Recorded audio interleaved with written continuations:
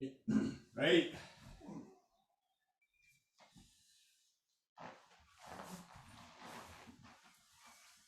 Hey. Onegaishimasu. Onegaishimasu. Hey. Down.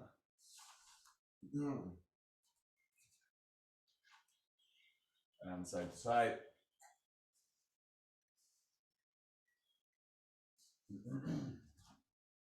Hey, ear to shoulders.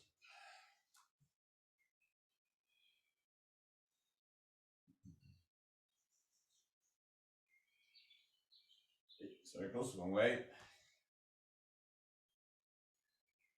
Circles the other way.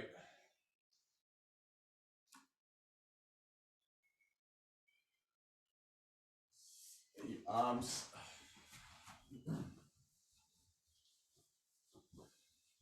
And your arms going back.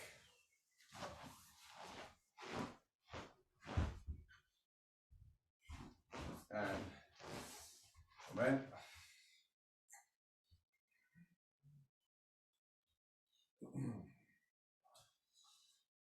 Hey, you come in.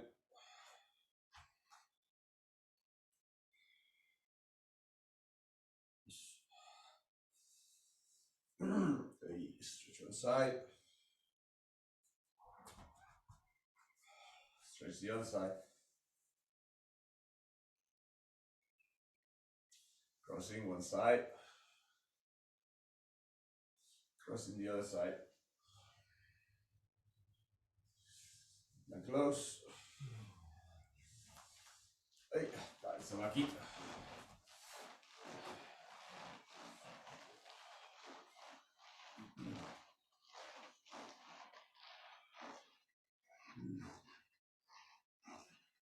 Hey, hands tight.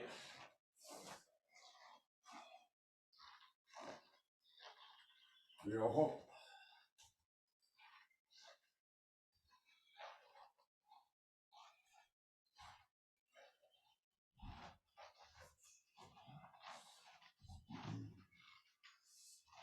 Tenchi.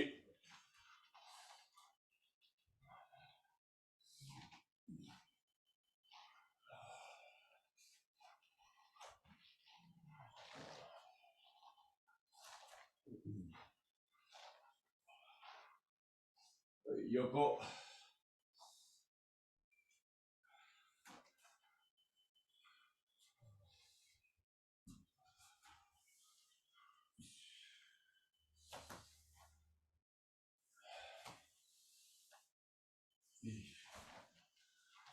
Side.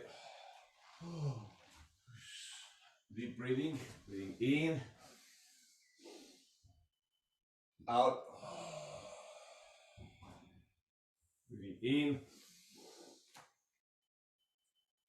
Breathing out. Breathing in. Breathing out.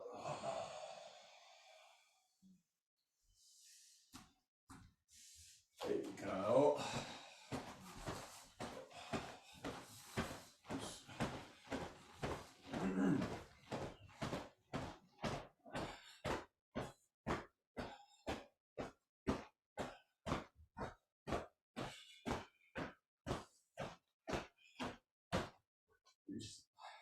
Side. The arm.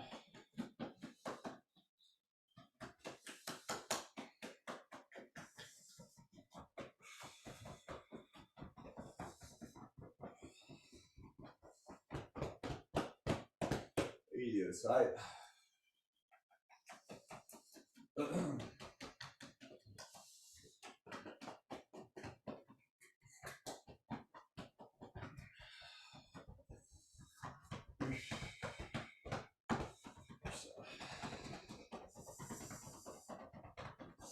And back.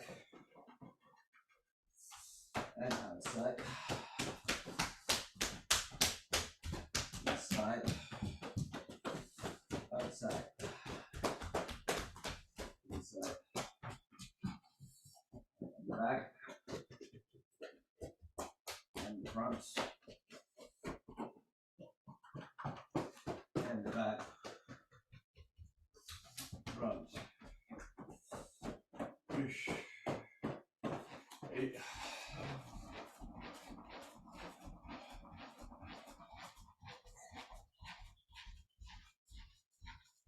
Up,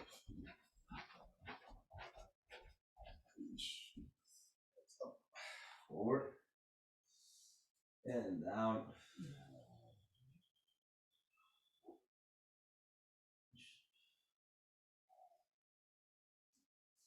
Hey, your knees from the back.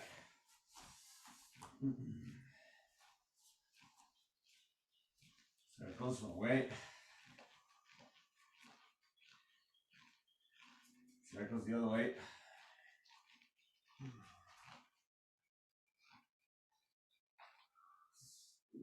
Down.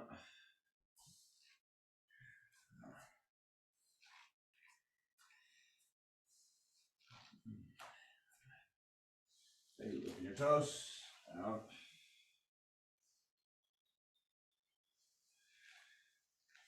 Slide down.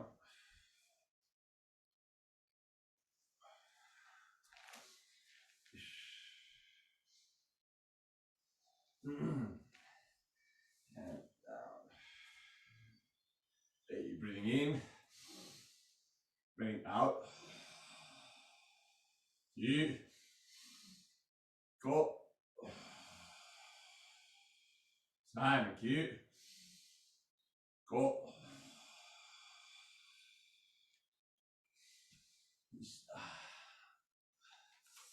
And your hips.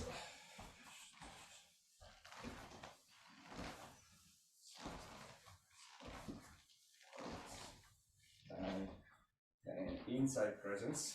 1, 2, 3, 4, 5, 6, 7, 8, 9, 10. Knee raises.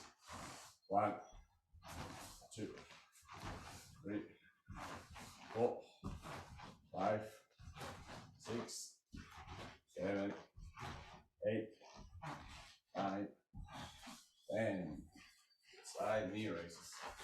1, 2, 3, 4, 5, 6, 7, 8, 9, 10.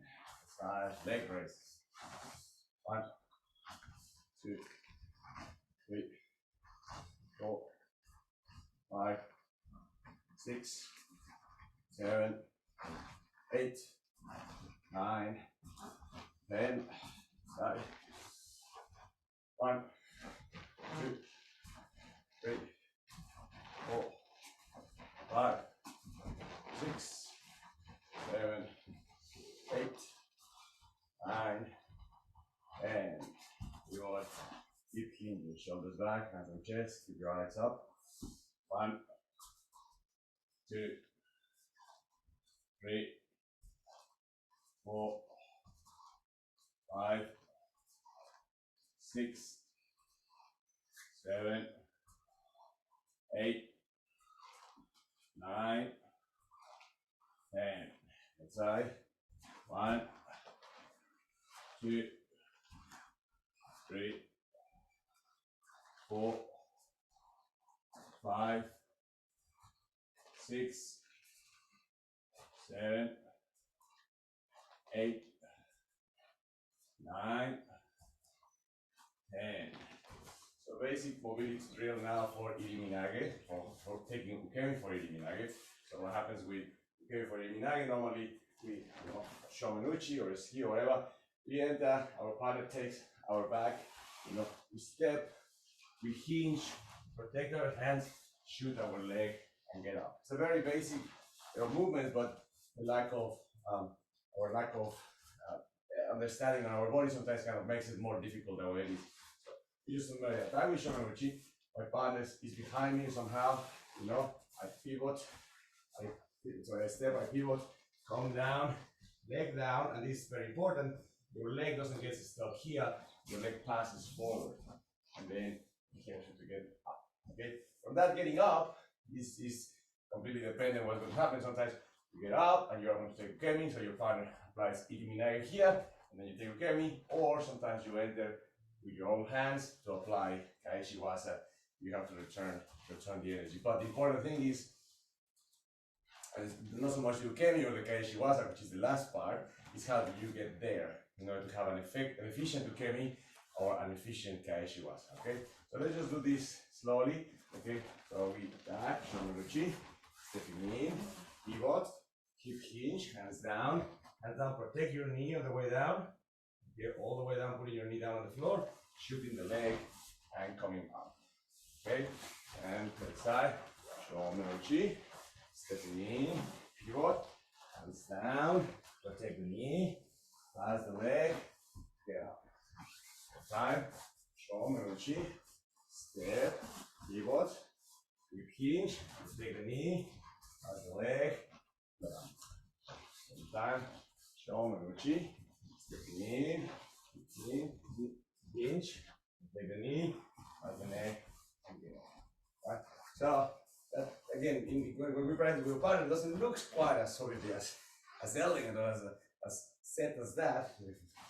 But more or less has the same principles, okay? So, so when I shomeruchi and Kurt steps behind me, it takes me 40 minagi, I'm going to come down, you know, out of my leg. Now, depending how low it takes me in minagi, then if it takes me really low, down, protect the knee, pass the leg, and then receive the okay. But the principles are pretty much the same. I enter, I step, I move, I pivot, it takes me really down, I protect my knee, and I pass my leg, and then I move on, okay? So the principle of the movement happens the same, but again, so because we're not on this moment, it's more like we attack, the person disappears, we kind of chase, the person pushes us down, we just collapse into where we want to collapse, and then we try to get up, scramble our way up to receive or something. So when that happens, then there is no Aiki is impossible almost because there is no harmony of our own body. Our own body is just kind of catching up all over the place. So in this case, let's do it again. So shomeruchi, stepping in, pivot, hands down, hinging, protecting your knee, passing your leg, getting up. Going to the side, shomeruchi, step, pivot, hinging, going down, protecting the knee, passing the leg, getting up. On the other side, shomen, stepping in, pivot, and down, protect the knee, pass the leg. Other side, shomen, stepping in, pivot, hip hinge, protect the knee, pass the leg, up. More, shomen, pivot, down, hip hinge, take the knee, get up. Other side, one more.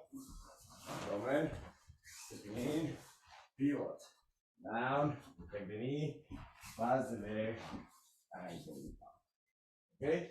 So again, I don't know, I think for me the most important moments of that little sequence when receiving is number one, being able to have, you know, capacity to hinge your hips. Ultimately, remember, this is something I say many times. Touching the floor only happens in 4 ways. Number one is if you just completely collapse like a pancake, right? There's nothing really, you just boom, fall into it. So that's number one. That's not great. Number two is if you touch the floor by reaching and using your back, basically. You know, that is basically touching the floor by using your lower back. It's almost like a stretch. Number three is if you go down, touch the floor by using your knees, touching the floor. And number four is if you use your hip and touch the floor. Okay, so number one is if you just fall into the floor. Number two is if you use your lower back. Number three is if you use the knees. Number four is if you use your hip. Okay, so let's say falling into the floor is not great and using your lower back is not great. What about using your knees versus using your hips? Again, you can practice any of those two things. The problem that we have with the knees is that they will, once the weight is down here, then there is a limit in terms of going down because obviously your hips are there. And number two, makes it very hard now for me to actually move my legs in any efficient way because it's equally distributed, my weight here. So now if I want to move this leg or that leg, I'm equally stuck in a sense. So when using your hinge, at least this leg is always going to be free, okay? This leg is the post, but this leg is free. This leg is the post, this leg is free. So at least the capacity of using your hips means that one leg is a bit more free than if you use your knees, which both legs are equally compromised because the weight is. Okay, but important thing again, once again, is open, pass. Okay, so let's just do this exercise, especially if your hip is a little bit compromised. Okay, hands down, raise your leg, open your hip, pass. Like again, raise your leg, open your hip, pass. Like again, raise your leg, open your hip, pass. Like again, raise your leg, open your hip, pass. Raise leg, open hip, pass. So that's why, you know, our hip doesn't like that if we have some form of restriction on the hip joint, which is kind of revealed at some point by doing these circles. Okay, so now let's just do the circles and you will feel that hip joint working quite a lot. So raise your leg, inside circles, 1, 2, 3, 4, 5, outside circles, 1, 2, 3, 4, 5, and the other knee. Okay, raise your leg, inside circles, 1, 2, 3, 4, 5, outside circles, 1, 2, 3, 4, 5, and relax. So anyways, all of those things kind of reveal a little bit of the health of our hip in any condition, and some of those movements are common or necessary or important to try to develop as much as possible in Aikido training. If my hip is so restricted that I can't really do much, so what happened? Well, you know, I may still do shomiuchi, that's fine. I still need to learn to be able to move, that's fine. I pivot, that's fine. Now, here, I may not be able to go down all the way to the ground, but then it's important to try to study a bit of proportionality. I'm not going to try to reach the floor just for the sake of reaching the floor, because that is using my lower back. So if I just do that, that's okay, but that's just my lower back. My only two alternatives, if my partner breaks my balance forward, is to, you know, proportionally, you know, raise my leg and lower my head proportionally, right? It may be just a little bit. It may just be a little bit, you know, it may not be all the way, you know, it may just be a tiny little bit. And if that's what it is, well, that's what it is. I mean, what else are we going to do? That's the limitation of our hip. So that's how much it happens, and then it still has your leg. This is how much it happens, still has your leg. This is how much it happens, still pass your leg. This is how much, pass. You know, if it is how much, then pass. If it is much, still pass. Okay, but then again, the principle is the same thing. If it is just a little bit, pass.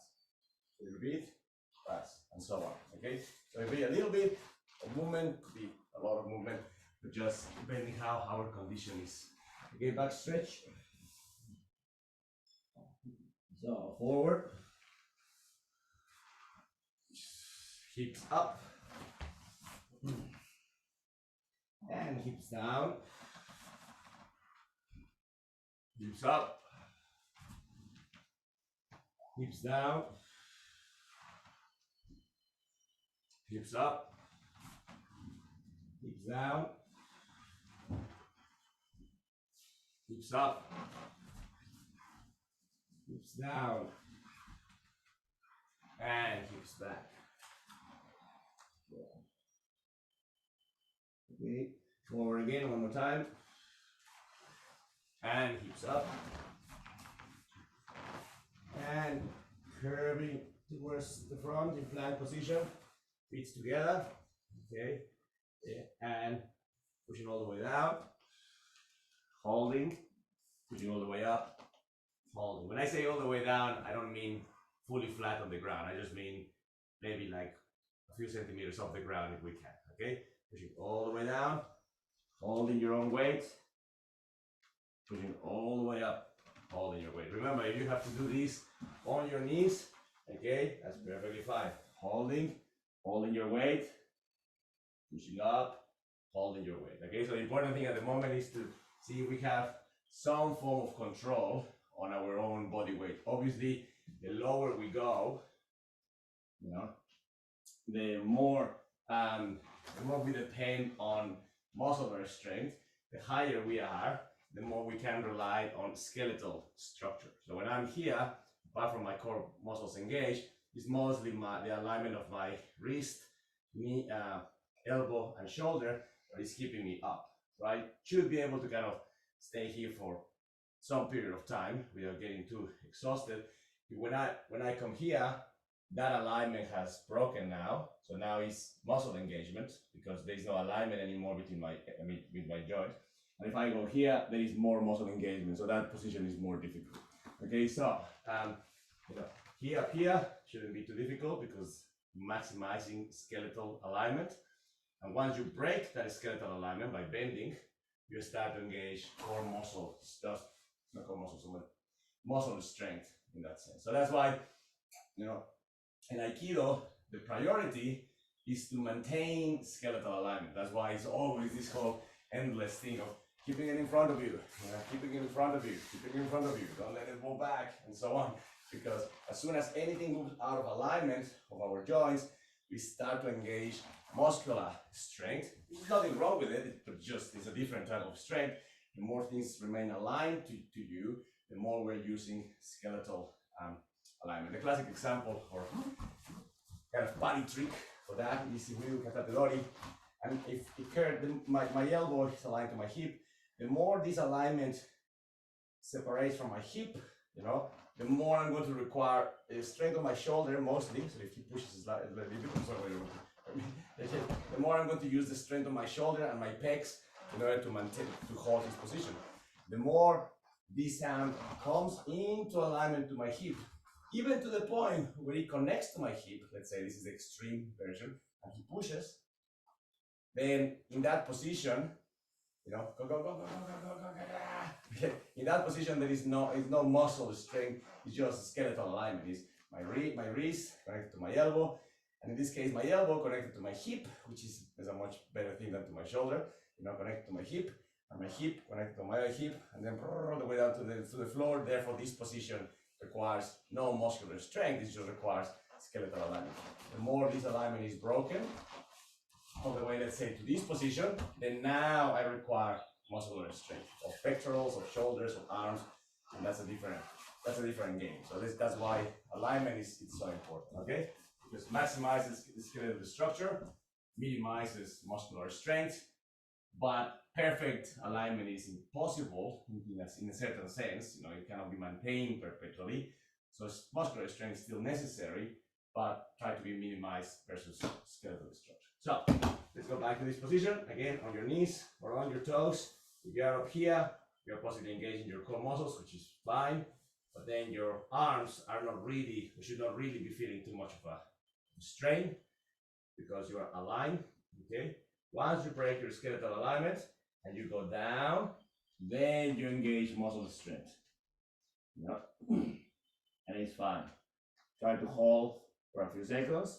And now you're going to maximize muscular strength because you have to recover back all the way to your upper position. So that is going to require even more strength. So all the way up here, skeletal alignment, hold for 5 seconds. 5, 4, 3, 2, 1. Break the alignment and go as low as you can. It may just be a little bit. Hold. 5, 4, 3, 2, 1, and push. Back again into your basic alignment. 5, 4, 3, 2, 1. Break the alignment and go down. Hold.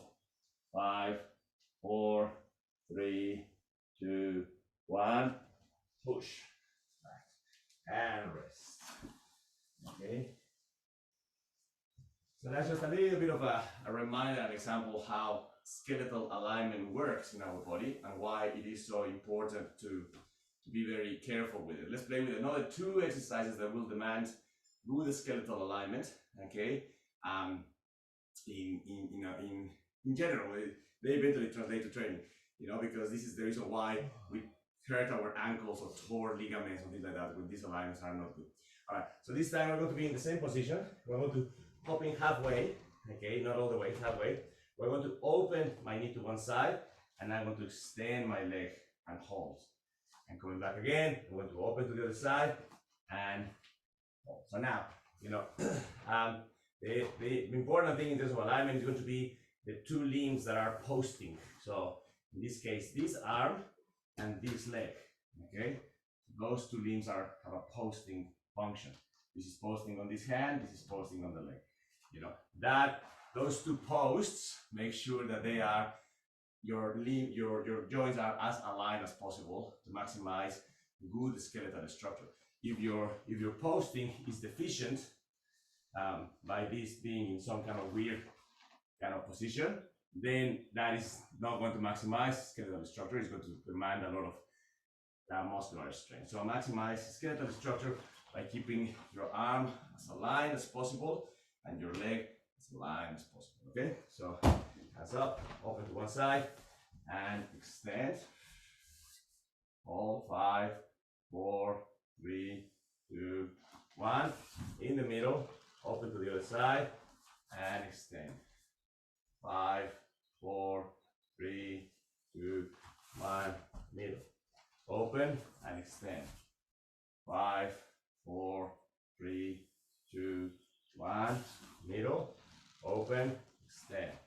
5, 4, 3, 2, 1. Middle.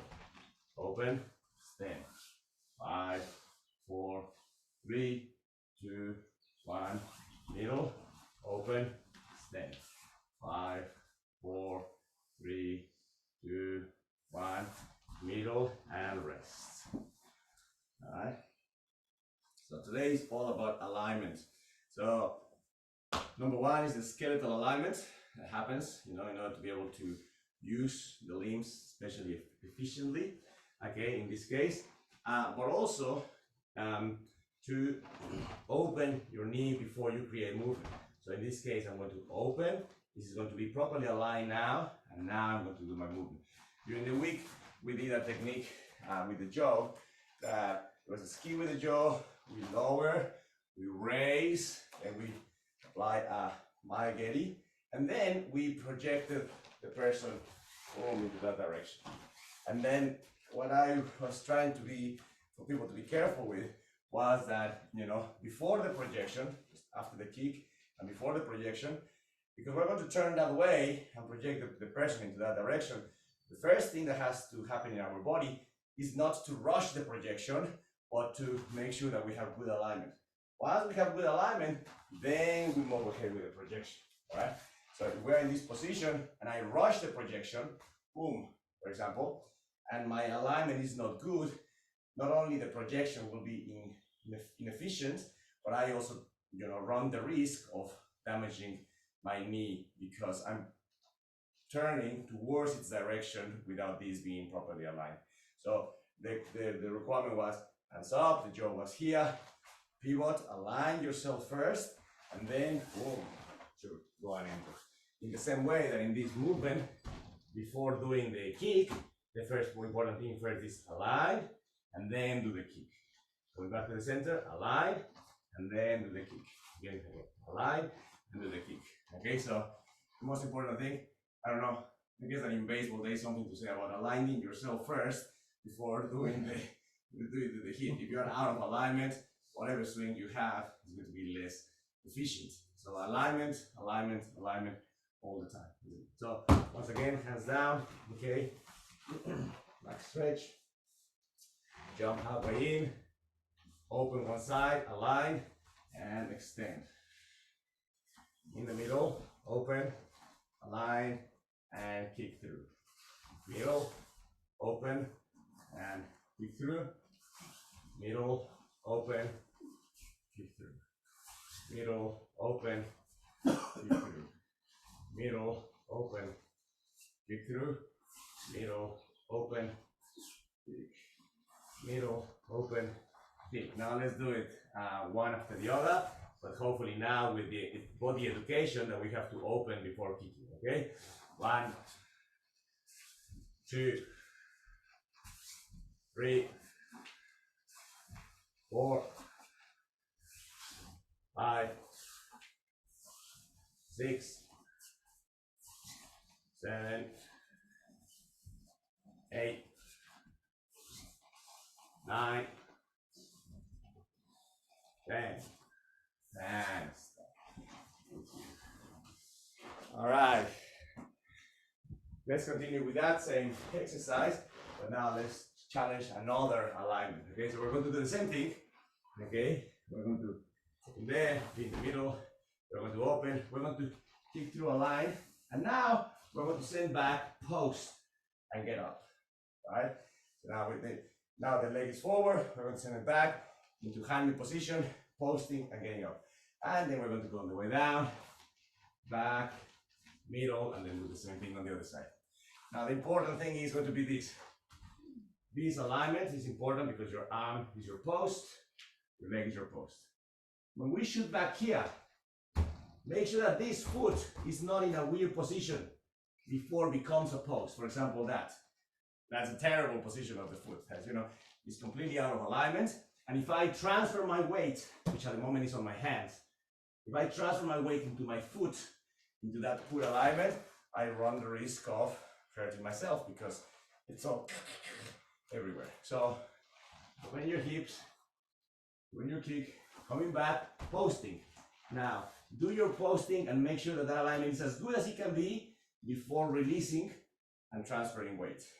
So that maximizes the efficiency of the movement and the protection of my joint, which is the thing that I'm most concerned about, okay? So if this is in a poor position and I transfer my weight, I am kind of just basically running the risk of my joint, you know, not like, again, this is the same thing. When we are younger and the younger people are, the less likely is that they hurt their joints.